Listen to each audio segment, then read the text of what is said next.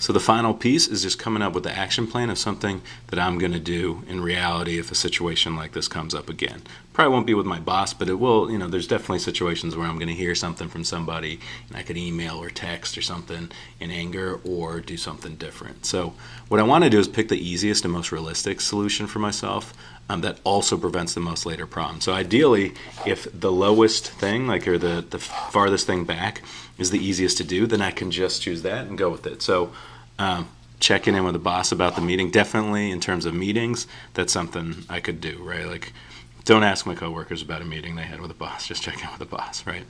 But if that isn't possible, or it's a different kind of situation, maybe, it's something else, like people are telling me about friends and I'm not even asking, it's coming up, then I'm going to look at this. So the big thing is, for me, I think it's really reframing, using that coping skill of reframing and getting perspective or clarity, have that conversation, right? So before I get mad, right, or before I react, right, I might get mad, but then I'm going to handle it. So before I react, I will use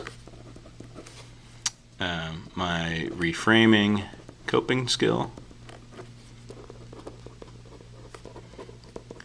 and have a conversation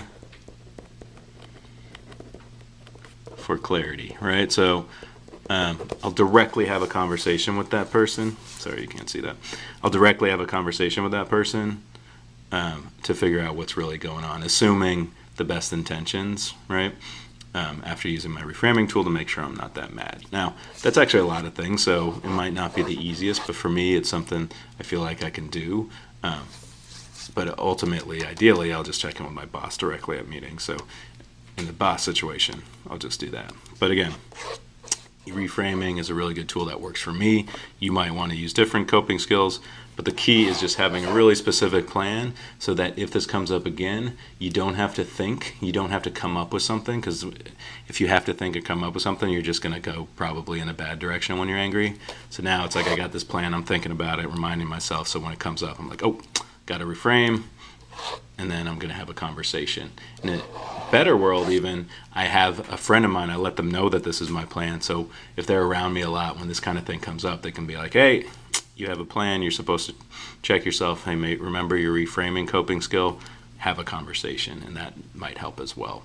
So that's the last step. Just make sure you have a really clear plan of what you're going to do, and then of course you got to execute on it. Doesn't do you any good if you do this whole process but you never actually change anything.